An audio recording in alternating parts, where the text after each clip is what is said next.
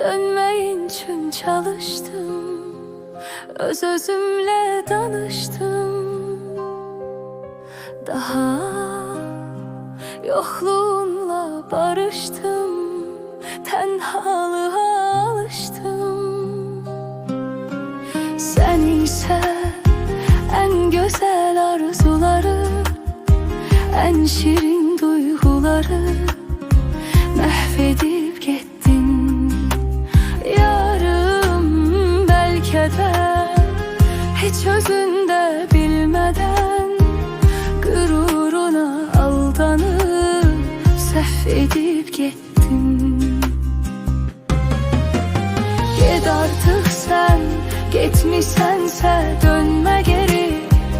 Bu nağılı, bu əsəri bitirək geçsin.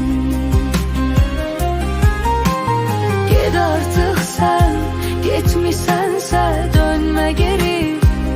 Bu kederli nəğmələri bitirək geçsin. Axı niyə en güzel arzuları, en güzel duyguları mahvedip gittin. Yarım belki de hiç özünde bilmeden, gururuna aldanıp səhv edip gittin. Canım, sensiz canım çok yanır. Seni kalbim hey yanır. Yine hayallerin canlanır. Yine başım fırlanır. Bəs niyə en güzel arzuları, en şirin duyguları mahvedip gittin?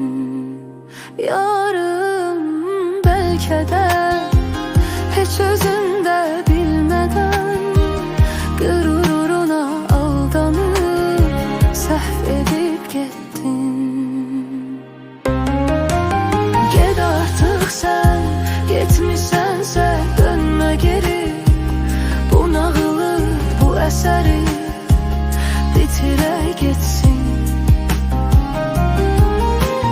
Ged artık sen, getmişsənsə dönme geri. Bu kederli nəğmələri bitirək geçsin.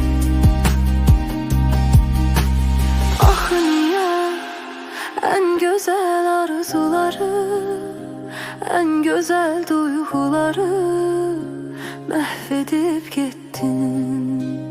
Yarım belki de hiç özünde bilmeden, gururuna aldanıp səhv edip gittin.